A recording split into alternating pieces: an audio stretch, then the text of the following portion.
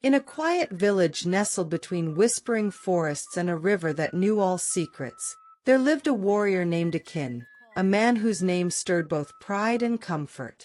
He was not the largest man, nor the loudest, but he bore a strength that made leopards keep their distance and a gaze that turned fear into calm. Akin had fought many battles to protect his people, from raiders, wild beasts, and the creeping shadow of drought. But in his heart, there was only one true victory, the day he won the love of Ifi, the weaver. Ifi was no ordinary girl.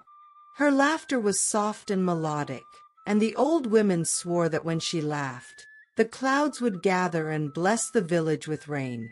Her hands danced over her loom like wind on water, spinning vibrant cloths that told stories without words. Even the spirits, it was said, paused to watch her work. Akin and Ifi were as different as thunder and breeze, yet they fit together like threads in a perfect weave. Their wedding was set for the coming full moon. The whole village buzzed with excitement. Drummers practiced daily. Children gathered wildflowers.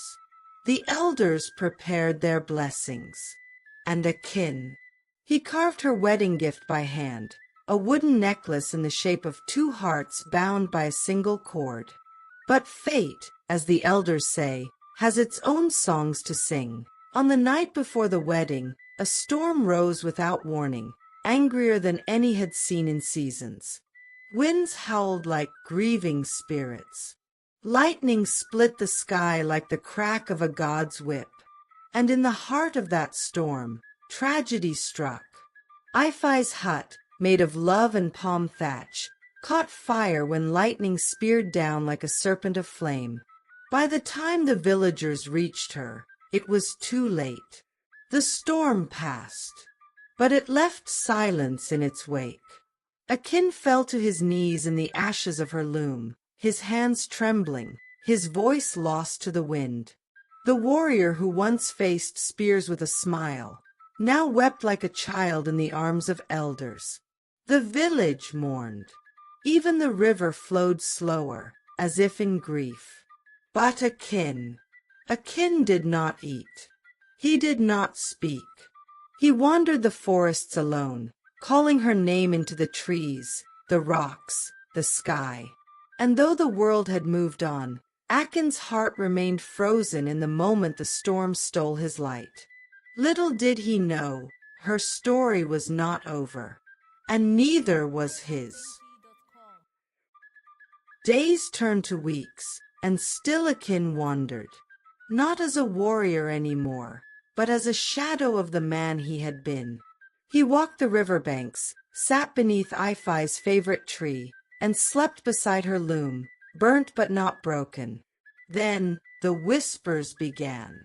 It started with the wind, curling around his ears in the dead of night, soft, familiar, like silk across skin. Akin. He would wake with a jolt, sweat on his brow, heart pounding. Then came the dreams. Each night, he stood at the edge of a silver bridge, glowing softly in the dark, suspended between stars and mist. On the other side stood Ifi, her figure shimmering, her eyes full of longing. She never spoke, but her gaze begged him to come closer. Each time he stepped forward, the bridge crumbled beneath his feet, and he awoke, gasping.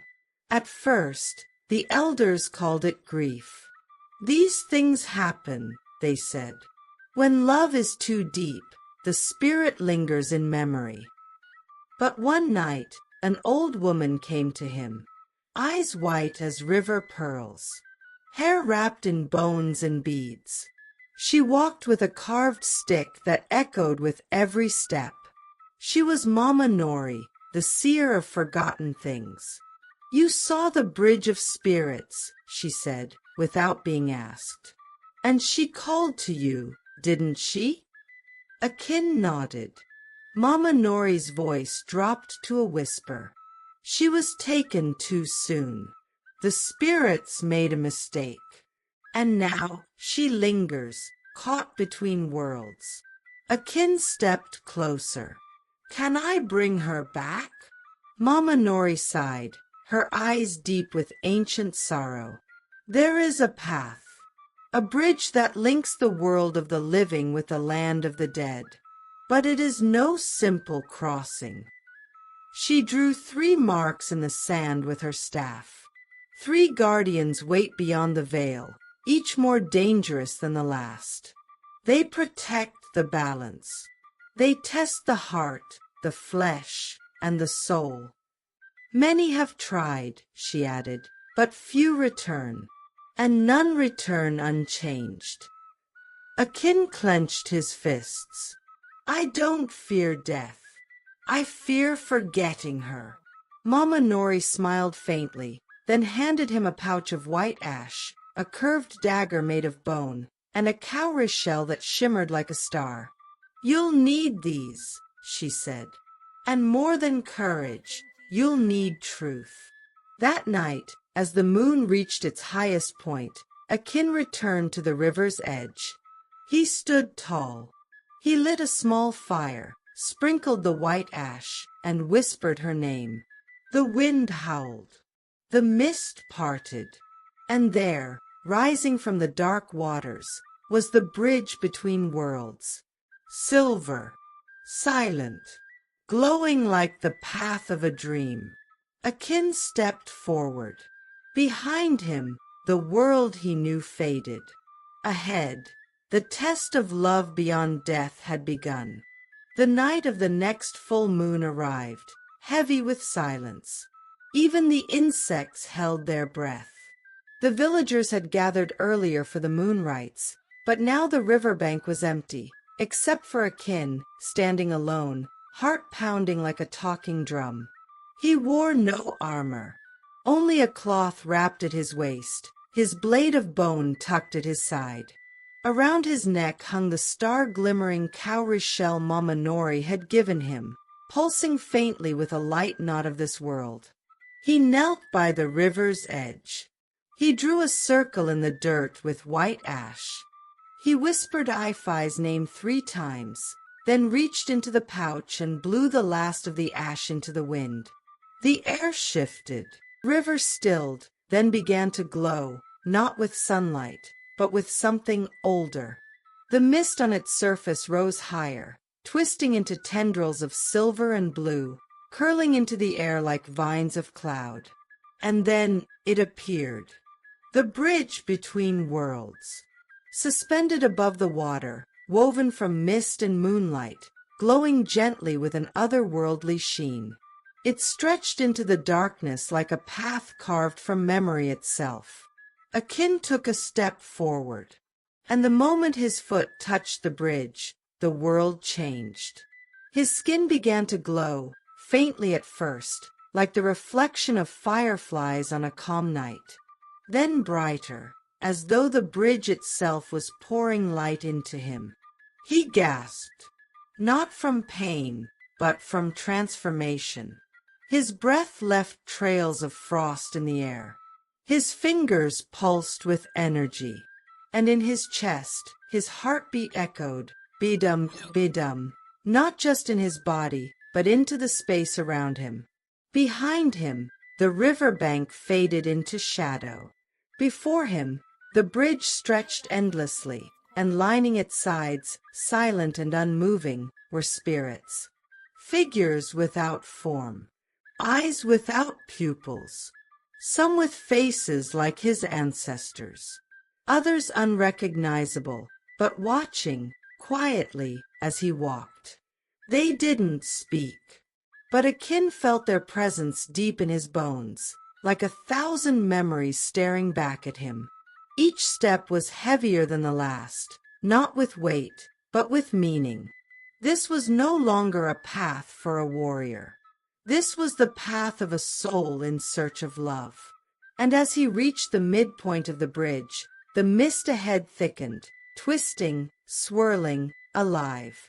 From that swirling mist, a voice rumbled, not spoken aloud, but inside his chest. To pass, you must be more than brave. You must be pure. Akin tightened his grip on the bone dagger. Then test me. The mist parted, and the first guardian stirred. As Akin stepped deeper into the spirit bridge, the glow around him flickered. The air grew colder. The silver light beneath his feet dimmed, replaced by shadows that slithered across the path like living smoke. Then he saw it. Coiled around the next curve of the bridge, its massive body shimmering in and out of form, was a serpent, but not of this world. Its name echoed in his mind before it was ever spoken aloud. Ekaro, the mirror beast, guardian of the mind. It rose silently, tall as a palm tree, its long body layered with thousands of scales, each one a mirror. Not ordinary mirrors, no, these were portals of memory, reflecting not light, but thoughts. Akin took a step, and the mirrors began to ripple. At once, the serpent's body lit up with flickering images. Akin's own face, twisted in failure. Ifi, crying in the rain, reaching for him. Villagers turning their backs in disappointment. His father, shaking his head in shame. The serpent hissed, not with sound, but with emotion. Doubt, regret, fear. "Why do you come, warrior?" it whispered inside his head. "You could not protect her in life. What makes you think you can save her in death?" Akin staggered, suddenly unsure. His breath quickened. He looked down, and in the mirrored floor beneath his feet, he saw himself falling into endless darkness. The illusions grew stronger. One mirror showed Ifi turning from him, eyes empty. Another showed Akin kneeling, begging the spirits in vain. A third showed him walking away, alone, with nothing. He fell to his knees. "You are not worthy," the serpent hissed. "Turn back, before you lose yourself." But then, like a breeze through thick smoke, Akin heard a voice. Soft, gentle, the memory of laughter in the wind. "See with your heart," Ifi's voice whispered, "not with your fears." Akin closed his eyes. He pressed one hand to his chest, feeling the echo of his heartbeat. He took a breath, not with his lungs, but with his spirit.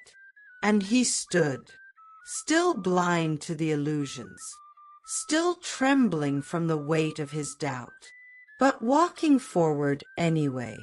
With each step, the serpent reared higher, hissing louder, but Akin did not waver. He walked straight through the wall of mirrors, and where he passed, the illusions shattered like glass falling into water. The serpent froze, its body losing form, turning translucent, then vanishing into a soft mist. Akin opened his eyes. The bridge ahead shimmered with light once more. He had passed the first trial, not through strength of sword, but strength of spirit. But he knew this was only the beginning. The next guardian waited, and it would not show mercy. Akin emerged from the silver mist into a place unlike anything he had seen before. A forest, if it could be called that. The trees were tall but twisted, their bark dark as ash. No birds sang here. No wind whispered. Only a low groan echoed between the trunks, like something in pain or hungry.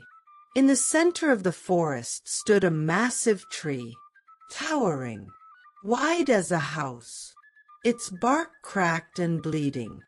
Thick, red sap oozed down its roots like blood.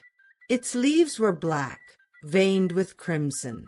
The air was heavy, hot and sweet, like rotting fruit left too long in the sun. Akin took a step forward. The tree opened its eyes. Yes, eyes, hidden in the bark, watching. And then the forest changed. Suddenly, Ifi stood before him, smiling, alive. Her eyes sparkled like dew. Her hands were warm.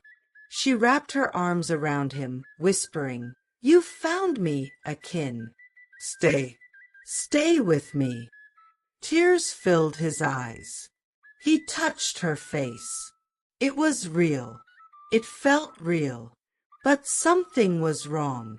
With every moment, his legs grew weaker. His hands trembled. His breath came slower. He looked down. His feet were sinking into the red earth. Roots were wrapping around his ankles. The tree was drinking from him. And Ifai's eyes no longer sparkled. They stared through him. Empty. "This is not her," he whispered. The tree groaned, its voice like 1,000 mouths in the dirt. "Stay. Be whole. Forget the pain. Rest." Akin gritted his teeth. He reached into his cloth sash and drew the spirit blade, its bone hilt warm with Mama Nori's magic.